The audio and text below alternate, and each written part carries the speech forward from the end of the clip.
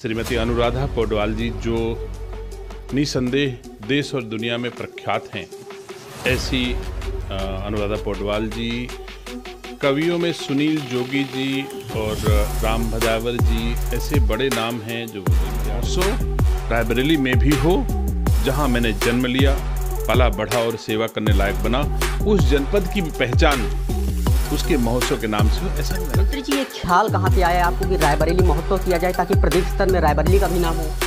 हाँ बिल्कुल, मैं तमाम जनपदों के महोत्सव की जनता उनसे त्रस्त है, पूरी तरह से उनकी उपेक्षा से परेशान है और आने वाले वक्त में कांग्रेस को जवाब मिलेगा। गांव की गलियों में अगर कांग्रेस, इससे क्या लोकसभा चुनाव में कोई फर्क पड़ेगा क्या? मैं समझता हूँ भारत जोड़ो कहीं भी हुआ ही, भारत टूटा हो तब तो जोड़ने का काम किया। महोत्सव को लेकर जहां हमारे साथ बात करने के लिए दिनेश प्रताप सिंह, इन्हीं से जानते हैं आखिर कौन सी रायबरेली में बड़ी बड़ी हस्तियां आ रही हैं हमारे साथ बात करने के लिए। मंत्री जी, रायबरेली महोत्सव को लाने के लिए काफ़ी प्रयास किया है आपने, कौन कौन सी बड़ी हस्तियां आ रही रायबरेली?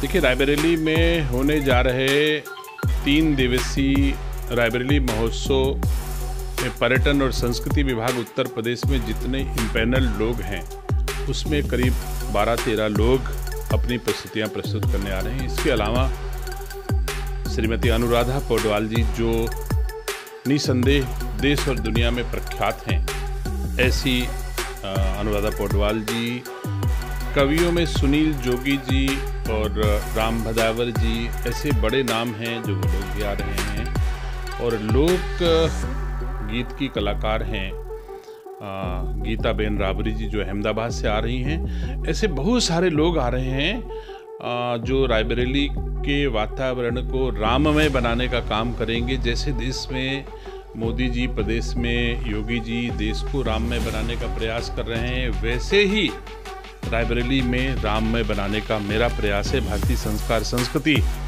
और रायबरेली की ऐतिहासिक विरासत आने वाली पीढ़ियों तक लोग पहचाने, इसका हम जरूर इस रायबरेली महोत्सव के माध्यम से प्रयास करेंगे। मंत्री जी, ये ख्याल कहाँ से आया आपको कि रायबरेली महोत्सव किया जाए ताकि प्रदेश स्तर में रायबरेली का भी नाम हो?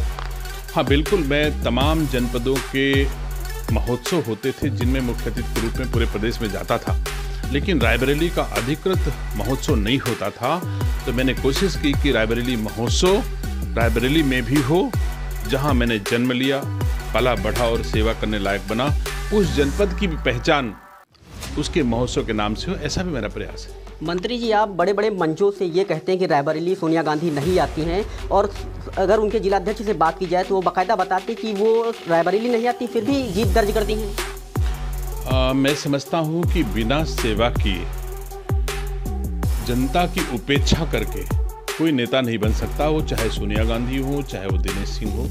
सोनिया गांधी रायबरेली के लोगों की पिछले 10 सालों से उपेक्षा कर रही हैं, उन पर एक तरीके से हंस रही हैं। दिल्ली में बैठ करके कोई आदमी तकलीफ में हो, रायबरेली के लोग कोरोना को शामिल नहीं हुई और 10-10 बरस से पार्लियामेंट में एक भी बार खड़ी होकर रायबरेली के लोगों के विकास और सम्मान की कभी बात नहीं की। जबकि यही होता है, सांसद इसीलिए चुना जाता है कि अपने संसदीय क्षेत्र की समस्याओं को पार्लियामेंट में उठा करके निदान कराने का प्रयास करेंगे।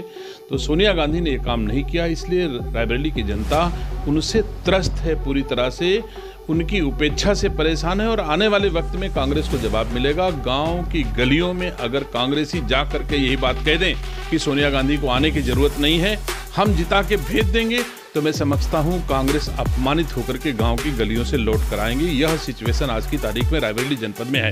मंत्री जी, रायबरेली जो भारत जोड़ो यात्रा रही, इससे क्या लोकसभा चुनाव में कोई फर्क पड़ेगा क्या? मैं समझता हूं भारत जोड़ो कहीं भी हुआ ही, भारत टूटा हो तब तो जोड़ने का काम किया जाए। कोई सिरफिरा व्यक्ति कह दे कि हम भारत जोड़ रहे हैं, तो पहले भारत टूटे हुए भारत को कोई दिखाए भारतवासियों को, यहाँ भारत टूटा है, मैं उसको जोड़ रहा हूँ। तो हम लोग, देश की जनता देख रही कि भारत तो कहीं टूटा नहीं। देश के यशस्वी प्रधानमंत्री नरेंद्र मोदी जी के नेतृत्व में भारत पूरी तरह से संगठित है, एकजुट है, खुशहाल है, कहीं कोई असुविधा नहीं है।